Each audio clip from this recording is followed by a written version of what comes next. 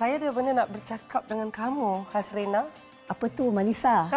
Manisa ada banyak tempahan baju raya. Oh iya? Ya. Bapak. Ya, nak. Manisa nak beli mesin jahit. Raya kan nak dekat, ada banyak tempahan baju, Bapak. Beli mesin? Iya, Bapak. Berapa harganya, nak? 500 saja, Bapak. 500? Tak mahal.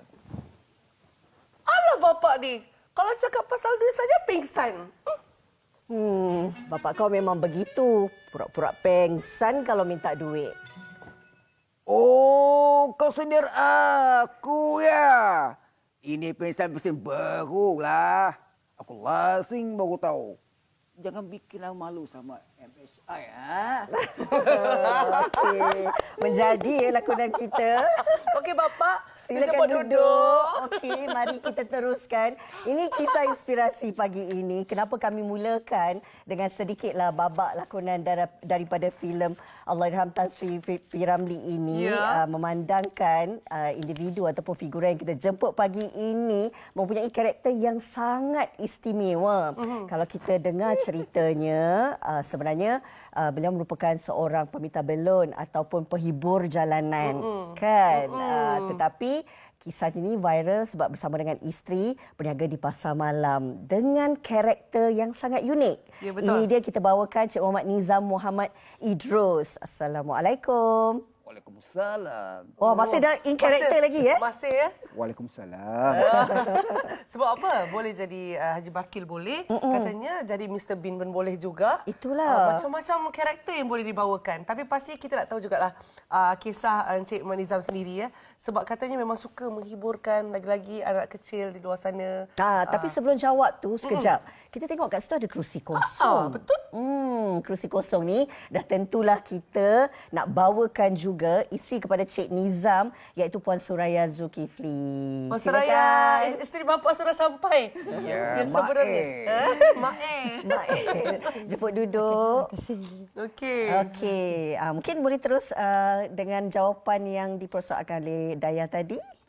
Okey, saya macam mana soalan tadi? Dah lupa saya nampak maknya. Okey, sebab kalau ikutkan menghiburkan, katanya suka menghiburkan hati-hati orang di luar sana, terutamanya untuk kanak-kanak. Mungkin ada kisah sebelum bermulanya untuk memilih kerjaya ini. Silakan. Saya memilih kerjaya sebagai peminta belon sebenarnya bermula selepas PKP. Jadi selepas PKP itu saya mula bergerak secara solo lah.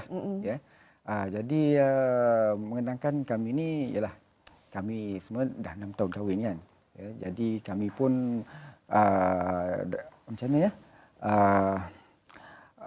Kami masih belum lagi ada rezeki untuk kurniakan anak kan. Jadi sebagai peminta belon kami ambil peluang untuk menghiburkan kanak-kanak.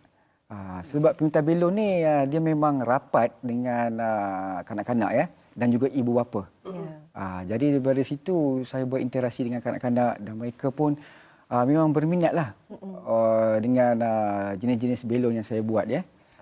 Dan di samping itu bukan setakat saya pinta belon je. Dan setiap belon yang saya buat tu saya akan tuliskan kata-kata yang merupakan motivasi kepada mak bapak dan juga anak tersebut. Menarik. Contohnya kalau belon tu bulat, saya buat bentuk bunga, saya akan tulis di situ, semoga kaya dan berjaya. Lepas tu saya tulis lagi nama anak dia sekali. Lepas tu bawah tu kadang-kadang saya tulis bijak, rajin, tabah. Ada satu message lah kan yang disampaikan. Puan Suraya sebagai seorang isteri kan, apabila suami memilih untuk bekerja sebagai seorang peminta belon, penghibur jalanan, kadang-kadang sebagai seorang isteri ini mungkin kita terdetik sebegitu sekali pengorbanan yang dilakukan kan, tak kira tak memilih kerja. Bagaimana di saat suami memberitahu nak jadi peminta belon, nak jadi penghibur jalanan, ada rasa ragu-ragu ataupun rasa mungkinlah kan dalam kalangan isteri yang lain saya tak tahu, tapi mungkin ada orang lain mungkin tak bersetuju. Bagi Puan Suraya macam mana? Bagi saya kalau dia ada kesungguhan dekat situ, dia ada minat dekat situ. So saya just bagi galakkanlah dan dorongan sebab pada saya tak salah kalau tu satu rezeki yang halal. Bukan senang kan nak cari rezeki yang baiklah. Macam tu. Lepas tu so dengan bakat yang dia ada, saya percaya yang dia boleh pergi jauh. Sebab dia boleh meniru macam Mr. Bean ke apa kan. So dia ada karakter dekat situ. So saya rasa potensial dia tu untuk masa depan tu, peluang tu cerah. So saya doakan yang baik-baiklah. Setiap solat saya doalah untuk dia. Untuk kami sama. Masya Allah. Nampaknya Cik Nizam tersenyum je bila isteri bercakap. Okay. Ini perspektif seorang isteri ya. Dan sebenarnya sangat memberi inspirasi. Cik Nizam sendirilah ya. Bagaimana pula melihat Puan Suraya di sebelah dan mendengar kata-kata beliau, bagaimana dorongan dan juga doa beliau membawa Cik Nizam sampailah masuk ke dalam Malaysia hari ini. Pernah terfikir tak macam mana dengan dorongan daripada Puan Suraya sendiri? Okay, sebenarnya isteri saya, Suraya binti Zulkifli ni memang satu anugerah yang besar pada saya. Ya. Sebab kenapa ya? Dia tak banyak cakap tau. Apa yang saya buat, tak apa, buat je. Itu saya rasa alamak. Kadang-kadang setengah isteri dia suka band lah kan. Dia suka apa, ada je celoteh kan. Tak apa, buat je lah. Kan suka tengok Mr. Bean, kan suka tengok itu ini. Jadi pelbagai kalau bakat tu kan. Kita hidup di KL ni, buat je apa-apa kerja, janji halal. Macam tu. Sebab Cik Nizam ni dikenali dengan pelbagai karakter kan. Boleh jadi Haji Bakir, boleh jadi Mr. Bean. Kalau kat rumah, bagaimana? Pasti dia terhibur kan setiap kali kalau kata, kalau merajuk dan sebagainya. Ada cara tersendiri tak untuk Cik Nizam ni memujuk? Terbayang ke tu masa tu gelap? Cakap ajalah. Jangan simpan-simpan. Biasa je kalau dia saya mengajuk dia pujuk tu biasalah, tak adalah macam tu sangat, biasa-biasa je. Malu tu. Tak biasa dah dengan karakter tu. Tapi memang hiduplah karakter tu di rumah. Dia kadang-kadang dia buat dia tiru gaya jalan kucing lah. Memang sebiji pula tu. Cuba rasa nak tengok jalan kucing tu macam mana Haji Bakil? Jalan kucing, sebab kucing saya ni ada seorang tu asal ada seekor tu dia kena FIP tau. Okey. Dia satu penyakit saraf tau, dia bawa ada virus. Jadi bila dia berjalan tu dia macam sengit-sengit. Jadi saya tirulah. Sebab sebenarnya kalau ikutkan kiranya Cik Nizam ni berbakat dalam boleh bertukar-tukar karakter dan sebagainya. Tentunya bila memilih kerjaya ini juga pasti ada pasang dan surut ni. Betul? Cik Nizam? Ya. Ada tak mungkin boleh kongsi dengan kami hari-hari yang rasa macam ya Allah, rasa dah tak boleh nak ke depan ni, rasa macam terlalu sesak dah.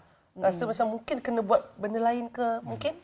Okey, permulaan saya jadi peminta belon ni, saya sebenarnya saya jadi saya pemakai kostum Mickey Mouse. Masa tu saya belum tahu lagi apa-apa tentang belon ni. Jadi saya pakai kostum mouse tu, pendapatan kadang-kadang okey, kadang-kadang tak stabil kan. Jadi masa tu saya dah gelabah dah kan. Alamak, macam mana ni kan. Lepas tu saya tengok pula rakan-rakan saya ada yang di badut, ada yang di ada yang caricature kan. Saya tengok pendapatan mereka agak lumayan lah ya.